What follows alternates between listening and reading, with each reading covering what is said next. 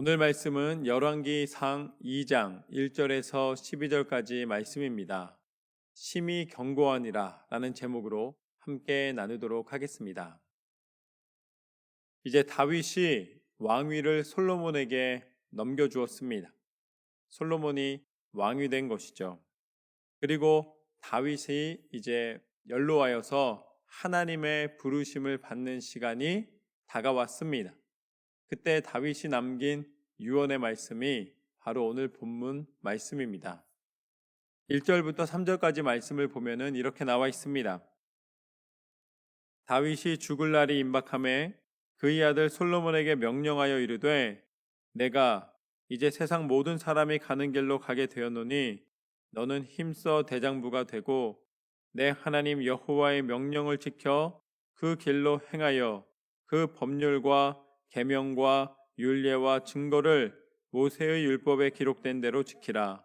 그리하면 내가 무엇을 하든지 어디로 가든지 형통할지라. 다윗은 솔로몬에게 이렇게 이야기를 해줍니다. 솔로몬아, 내가 이제 사람들 모두가 가는 길로 가게 되었다. 이제 내가 죽음을 맞닿았다는 것이죠. 그러면서 이렇게 이야기합니다. 너는 힘써 대장부가 되라. 이제 솔로몬이 의지할 곳이 이 다윗이 아니라는 것입니다. 내가 살아서 너를 도와줄 수 있는 것은 한계가 있다. 이제 끝났다. 라고 이야기해 주는 것이죠. 여러분, 우리는 무언가를 의지하고 싶고 무언가의 보장을 받고 싶어 하는 경우가 많지만 세상의 것은 언제나 변동이 있습니다. 언제 어떻게 바뀔지 모르는 거예요. 예전에 우리 그 태풍 셀리가 왔을 때 그때 한참 여러 가지 이 재앙들이 있었습니다. 재난들이 있었습니다. 그런데 한 지역은 이제 물하고 맞닿아 있는 지역이었는데 그 지역은 비싼 곳이었어요. 그리고 또 경치도 좋은 곳이었어요. 그런데 그 지역 자체가 이제 그 태풍으로 흙이 무너져 내리고 나니까 지도가 바뀌는 거예요. 그리고 있던 땅이 없어진 것입니다. 그래서 어떻게 됩니까? 가장 값이 나가고 가장 좋은 것이었던 곳이 그냥 사라져 버리는 거예요. 누가 예상했겠습니까? 아무도 예상하지 못했던 일들이 우리의 인생 앞에서는 항상 벌어질 가능성이 있습니다. 아니, 집을 왜 삽니까? 집에 왜 들어가서 우리가 살죠? 보호받고 또 이 집을 통해서 안전하기 위해서 들어가는데 그곳이 오히려 무너져 내려서 보호의 기능이 없어진다면 우리는 매일마다 불안하고 또 안정감이 다 사라져버릴 수밖에 없을 것입니다. 그렇지만 분명한 것은 그러한 보장이라는 것은 언제나 변동된다는 것이죠. 그런 솔로몬의 그 앞으로 남아있는 삶의 모습 속에서 다윗이 해줄 수 있는 말은 무엇이었는가? 힘써 대장부가 되라는 것입니다. 그냥 대장부가 아니에요. 힘써서 대장부가 돼야 된다는 것이죠. 그것은 결단이 필요하다는 것입니다. 그것은 믿음이 필요하다는 것입니다. 그리고 그것은 나 아버지 다윗 왕의 용맹이나 보장을 통해 되는 것이 아니라 그 모든 것은 너희의 결단, 그 결단을 통해 이루어진다. 그런데 거기에는 이제 많은 의미가 내포되어 있는 것이죠. 인간적인 의지가 아니라 하나님의 보호하심이 없이는 우리의 단 내일의 일도 알 수 없는 것이 우리의 인생입니다. 그래서 이제 다윗이 힘써 대장부가 되라 라고 말하면서 대장부가 될 수 있는 방법을 바로 알려주는데 그것이 무엇이었는가? 너는 율례를 지키라. 율법을 지키라 라고 말씀하십니다. 말씀을 전해줍니다. 그러니까 결국은 무엇이 능력이라는 것입니까? 대장부가 되는 것도 성공하는 것도 이 다음을 기대할 수 있고 미래를 꿈꿀 수 있는 모든 것이 하나님 말씀의 능력 가운데 있는 줄로 믿습니다. 말씀을 통해 하나님은 역사하시고 말씀을 통해 오늘 다윗이 이야기하고 있는 것처럼 내가 무엇을 하든지 어디로 가든지 형통하리라. 하나님의 말씀을 믿고 의지하여 행하는 자에게 하나님의 축복이 임하는 줄로 믿습니다. 다윗이 그것을 어떻게 이렇게 자신 있게 말할 수 있는가? 다윗은 하나님의 말씀의 능력을 경험했기 때문입니다. 하나님의 뜻 가운데 있었고 하나님의 말씀대로 순종하였을 때에 그 전쟁이 하나님의 손에 있음을 깨닫게 해주셨고 그 모든 것을 다스릴 수 있는 통치의 권한까지도 허락받을 수가 있었습니다. 그래서 나 역시 하나님 말씀을 통하여 왕이 되었었노라 라고 표현하고 그 말씀의 능력으로 너에게 하나님의 약속이 임하였노라. 그게 바로 4절 말씀입니다. 여호와께서 내 일에 대하여 말씀하시기를 만일 내 자손이 그들의 길을 삼가 마음을 다하고 성품을 다하여 진실이 내 앞에서 행하면 이스라엘 왕위에 오를 사람이 내게서 끊어지지 아니하리라 하신 말씀을 확실히 이루게 하시리라. 솔로몬에게 축복해 줍니다. 하나님이 약속하셨다. 그 하나님이 약속하신 대로 너희에게 왕위가 이어진 것이고 이제 그 말씀의 능력이 하나님의 뜻대로 내 왕권을 보호해 줄 것이다. 그렇게 축복을 선포합니다. 하나님 말씀대로 선포할 때에 그 말씀의 능력이 이루어지는 줄로 믿습니다. 사무엘하 7장 12절에서 16절까지 말씀을 보면은 이렇게 나와 있습니다. 내 수완이 차서 내 조상들과 함께 누울 때에 내가 내 몸에서 날 내 씨를 내 뒤에 세워 그의 나라를 견고하게 하리라. 그는 내 이름을 위하여 집을 건축할 것이요 나는 그의 나라 왕위를 영원히 견고하게 하리라. 나는 그에게 아버지가 되고 그는 내게 아들이 되리니 그가 만일 죄를 범하면 내가 사람의 매와 인생의 채찍으로 징계하려니와 내가 내 앞에서 물러가게 한 사울에게서 내 은총을 빼앗은 것처럼 그에게서 빼앗지는 아니하리라. 내 집과 내 나라가 내 앞에서 영원히 보존되고 내 왕위가 영원히 견고하리라 하셨다 하라. 나단이 이 모든 말씀들과 이 모든 계시대로 다윗에게 말하니라.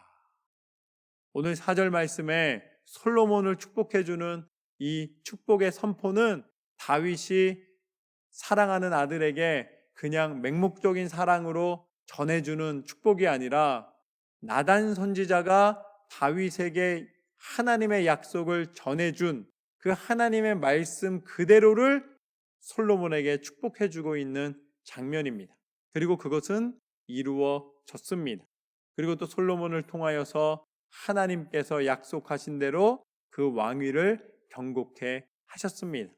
이 모든 것이 다 무엇인가? 선포된 말씀은 반드시 이루어지노라. 하나님은 신실하신 하나님이신 줄로 믿습니다. 하나님은 약속의 하나님이신 줄로 믿습니다. 그 약속의 하나님을 만나는 방법은 너무나 분명하고 너무나 단순합니다. 무엇인가?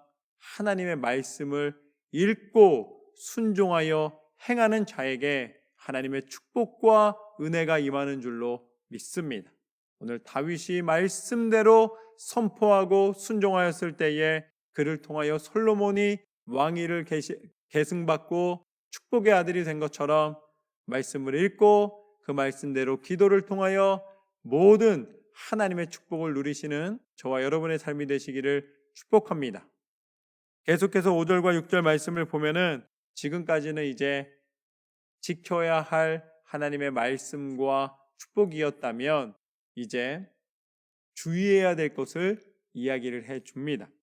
5절과 6절을 보면 수르야의 아들 요압이 내게 행한 일, 곧 이스라엘 군대의 두 사령관 네르의 아들 아브넬과 예델의 아들 아마사에게 행한 일을 내가 알거니와 그가 그들을 죽여 태평시대에 전쟁의 피를 흘리고 전쟁의 피를 자기의 허리에 띤 띠와 발에 신은 신에 묻혔으니 내 지혜대로 행하여 그의 백발이 평안히 스올에 내려가지 못하게 하라. 다윗이 이제 요압에 대해서 이야기를 합니다. 특별히 이제 두 가지를 이야기를 하죠. 무엇이었냐면 바로 이 사령관이었던 넬의 아들 아브넬과 예델의 아들 아마사를 죽인 일을 이야기를 합니다. 그들을 죽이기를 원하지 않았습니다. 다윗은 이 그들을 통하여서 이 다 장군들이었어요. 그러니까 나라를 더 굳게 하고 또 문제를 사라지게 하는 갈등을 없애는 데에 그들을 세워주기를 원했습니다. 그러나 요압은 생각이 달랐습니다. 왜냐하면 뛰어난 용사들이 세워지면 어느 날 자기가 실수하거나 자기에게 문제가 생겼을 때 언제든지 자기가 가지고 있는 사령관의 지위를 빼앗길 수도 있다고 생각을 했습니다. 그래서 아예 자기한테 불이익이 당할 부분은 사전에 다 처치해 버린 것입니다. 그들을 다 죽였습니다. 물론 복수의 의미도 있고 또 하나는 위기를 아예 만들지는 않는 모습입니다.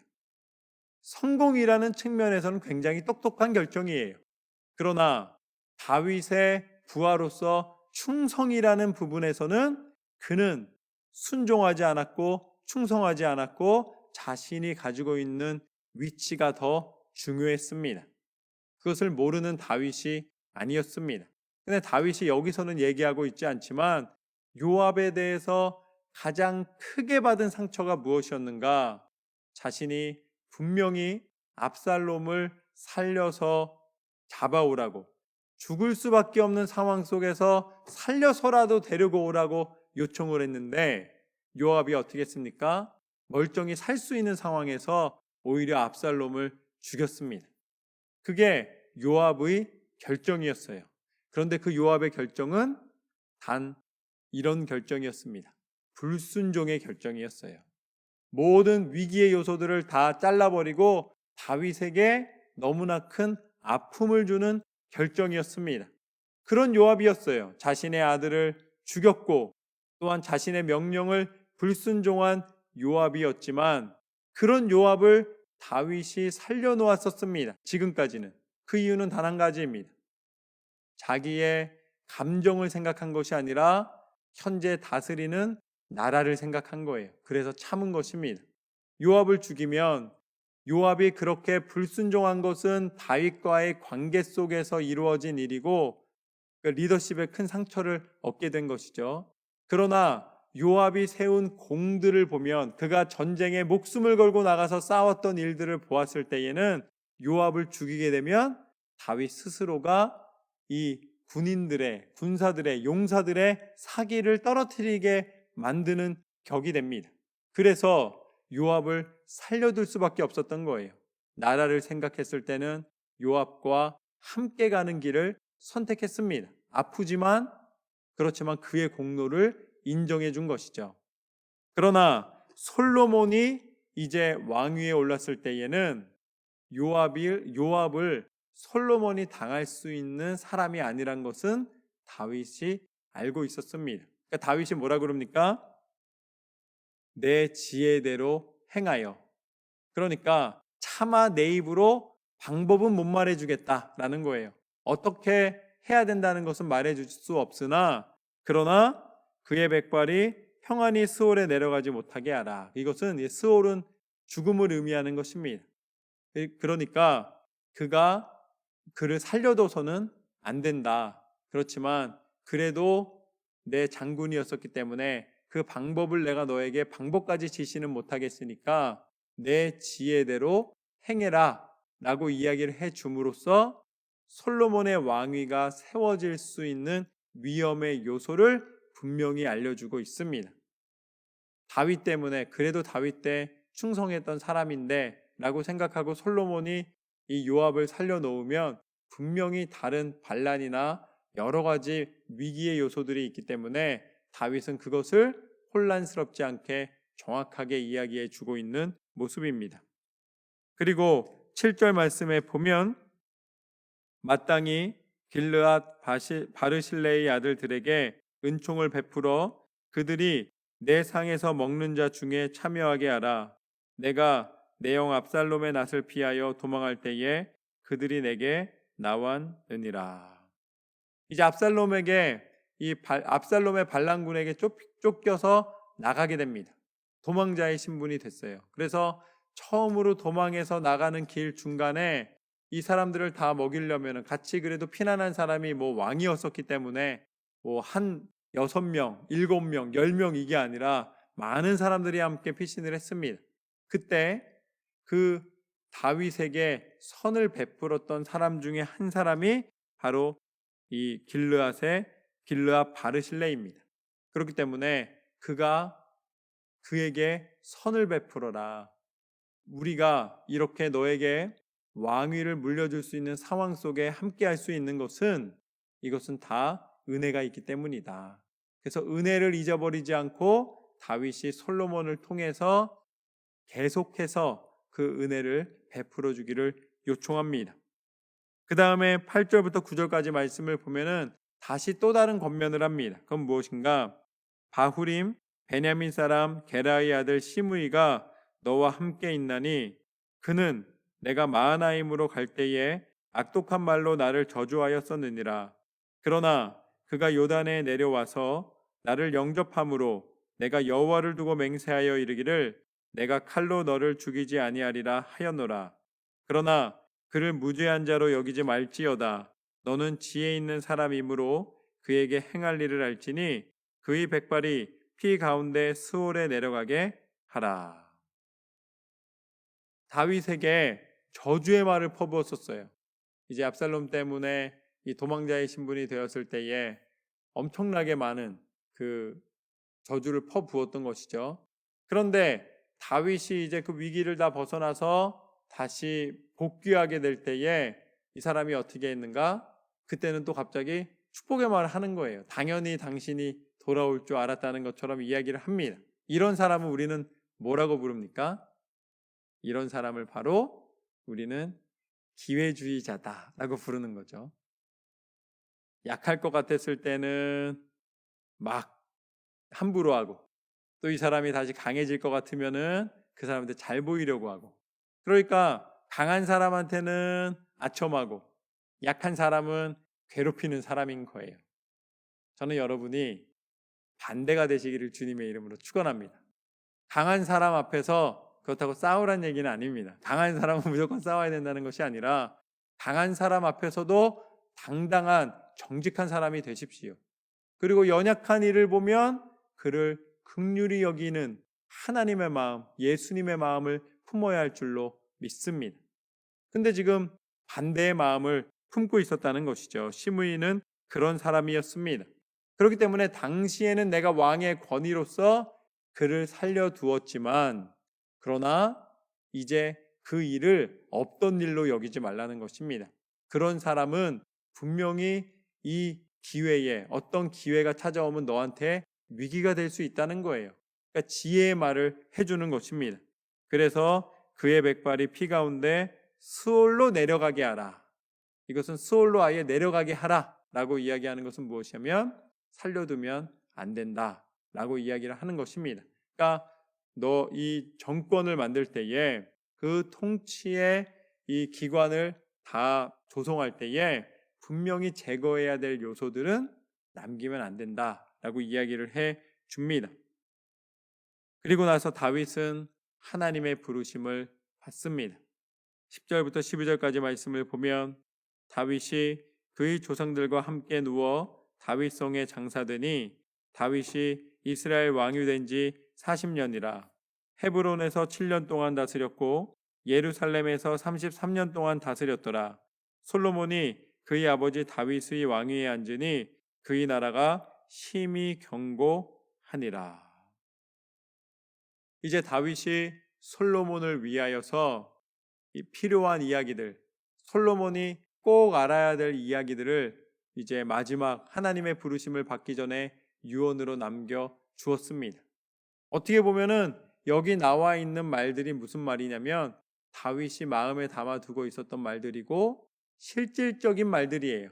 여기서 우리는 하나님을 찬양하노라 뭐 이렇게 어떤 이 그냥 찬송의 고백으로 마무리를 지은 것이 아니라 솔로몬이 왕위를 잘 이어서 계승하여서 다스리는 것이 하나님의 사명이었기 때문에 그의 가장 합당한 말들을 전해주고 있는 모습을 보게 됩니다.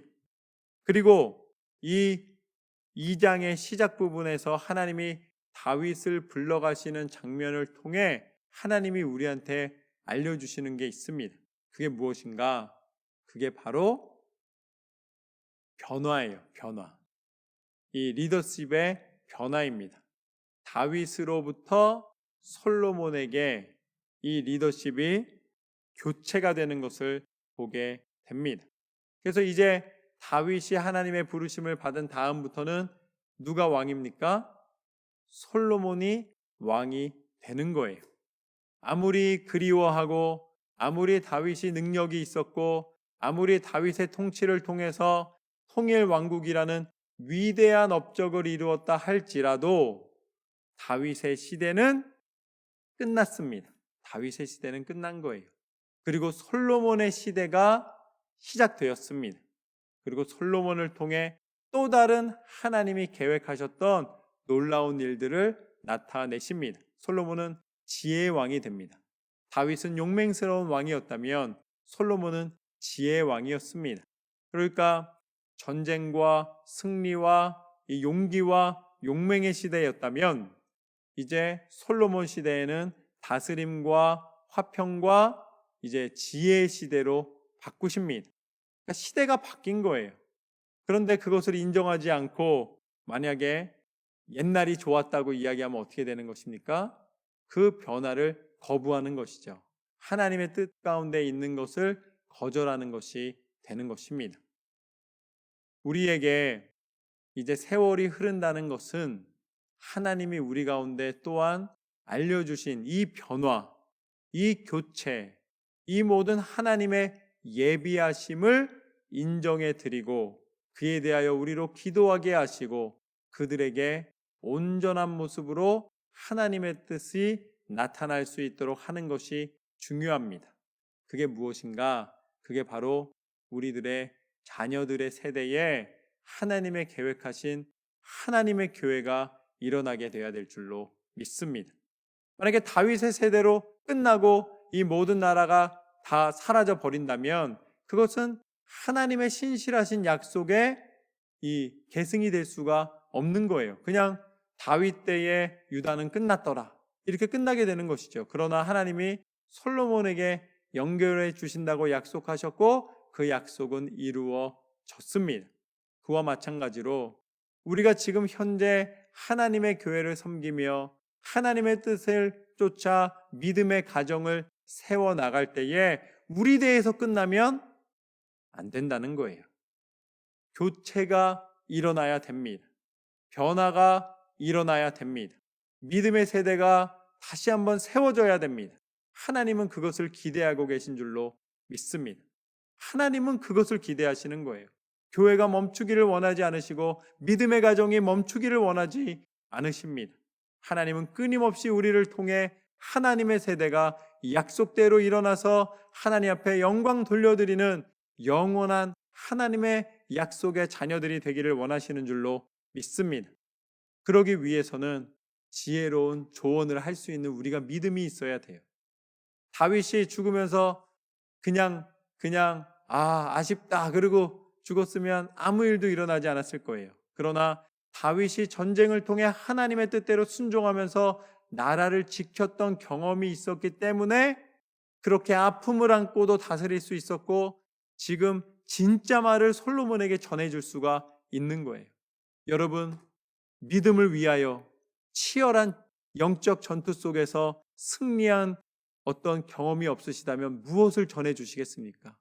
여러분, 끊임없는 기도를 통해 하나님께서 역사하신 그 역사의 현장 속에서 그 승리의 경험이 없다면 자녀들한테 뭐라고 말씀해 주시겠어요? 다음 세대에게 무엇을 말씀해 주시겠습니까? 할 말은 이거밖에 없어요. 열심히 살아라. 돈 많이 벌어라. 여러분, 이걸 남기시겠습니까? 하나님이 우리 가운데 기대하시는 청지기의 삶, 제자의 삶, 믿음의 삶은 믿음만이 그리고 하나님 말씀대로 순종하는 것만이 생명이라는 그 우리 안에서 간절한 고백이 전달되기를 원하시는 거예요. 여러분, 젊은 세대들이 모를 것 같죠. 다 아는 거예요. 우리가 뭘 소중하게 생각하는지. 우리가 정말 믿음을 소중하게 생각하십니까? 정말 하나님의 교회가 소중하십니까? 정말로 하나님께서 원하시는 뜻을 위하여서라면 내 모든 것을 다 내어드릴 수 있는 믿음의 결단과 행함과 고백이 있으십니까? 그것이 없다면 무엇을 전해주시겠냐는 거예요. 너 믿어야 된다. 여러분, 입술로 전하는 건 아무런 소용이 없어요. 엄마나 잘하세요. 아빠나 잘하세요. 이 말밖에 돌아오는 게 없을 거예요. 여러분 안에 있는 견고한 믿음의 고백이 전달되는 하나님의 교회가 기도와 말씀과 믿음으로 세워지지 않으면 무엇을 다음 세대에게 넘겨줄 거예요.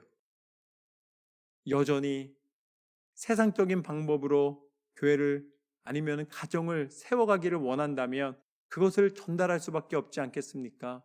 그러나 하나님이 원하시는 것은 그것이 아닙니다. 치열한 전투 속에서 견디고 이기고 승리를 선포한 것처럼 우리의 믿음의 결단과 믿음의 행함이 우리 다음 세대에게 전달되는 하나님의 교회, 하나님의 능력이 선포되는 교회를 우리는 꿈꾸며 전달해야 될 줄로 믿습니다. 하나님의 교체의 시기가 얼마 남지 않았습니다. 그때를 우리는 예비해야 되는 거예요. 그리고 그날을 향하여 갈 때 하나님 앞에 서는 그 순간까지 충성된 믿음의 삶을 살아야 할 줄로 믿습니다. 하나님은 그 충성을 우리에게만 요청하지 않으셨습니다. 당신이 친히 우리에 대한 사랑을 증거하셨습니다. 무엇으로 증거하셨는가? 당신이 친히 이 땅 가운데 우리와 똑같은 육신을 입고 오시는 기적을 행하심으로 그 일을 이루신 줄로 믿습니다. 아니, 하나님이 어떻게 사람이 되겠습니까? 그건 불가능한 거예요. 우리의 이성적 논리로는 불가능한 거예요. 왜냐하면 사람은 유한한 존재잖아요. 사람은 태어나고 죽습니다. 근데 하나님은 어떤 하나님이십니까? 하나님은 처음부터 영원까지 계신 분이십니다. 우리는 그 처음이 언제인지 볼 수 없고 끝이 없는 그 시간의 비밀을 알 수 없는 존재예요. 그런 하나님이 창조하신 인간이라는 제한적인 시간과 이 육신 가운데 하나님이 무한하신 하나님이 친히 임해 주신 거예요. 이것 자체가 불가능한 것을 가능케 하신 것입니다. 그래서 우리가 인카네이션이라고 그러는데 하나님이 친히 육신을 입고 오셔서 우리에 대한 사랑을 확증하셨다. 그런데 그 마지막 죽음의 순간까지도 하나님 말씀에 선포된 대로 이루어 주시고 그 순종이 그 희생과 그 아픔과 그 어려움 속에서도 결단과 인내의 모습을 하나님이 친히 우리 가운데 보여주신 줄로 믿습니다. 그것이 바로 십자가의 능력입니다. 십자가를 통하여 이 땅에 있는 모든 죄를 담당하여 주시고 우리가 그 십자가를 바라보며 회개하면 예수님이 못 박히신 그 십자가의 은혜에 참여하게 하여 주신 줄로 믿습니다. 그리고 예수님이 다시 부활하시사 인간의 죽음으로 시간이 끝나는 것이 아니라 하나님의 계획하신 영원한 생명의 증거를 보여주셨고 부활의 첫 열매가 되셨고 우리 모든 사람들이 육신의 죽음으로 끝나는 인생이 아니라 다시 부활하여 하나님 약속하신 영원한 생명과 천국의 소망을 소유하게 됐다는 것을 친히 증거하여 주신 줄로 믿습니다. 예수님의 이름을 믿는 모든 자는 천국 백성 되는 은혜를 누리노라. 이 모든 것이 다 하나님이 우리를 살리시는 계획이셨고 하나님이 우리를 변화시켜 주신 것입니다. 그것을 우리는 무엇이라고 표현하는가? 그것을 우리는 구원이라고 표현하고 거듭남이라고 표현하는 것입니다. 이제는 이전의 육신의 삶이 변하여 하나님이 우리 가운데 허락하여 주신 영원한 생명의 삶으로 우리를 바꿔주신 줄로 믿습니다. 이것이 바로 하나님의 섭리이며 구원의 능력입니다. 예수 그리스도 이름의 권세입니다. 오늘 다윗을 통하여서 하나님의 나라를 이루시고 솔로몬으로 그 모든 리더십이 교체되었을 때에, 그 변화가 일어났을 때에 그 뜻이 온전히 이루어지게 기도와 말씀의 순종으로 이 모든 것이 이루어졌던 것처럼 우리 모든 삶이 하나님의 뜻대로 순종하여 승리하는 삶을 살아가시기를 주님의 이름으로 축원합니다. 변화 가운데 거절하거나 당황해하지 마시고 끝까지 믿음으로 승리하실 줄로 믿습니다. 그렇게 승리하시는 저와 여러분의 삶이 되시기를 주님의 이름으로 축원합니다.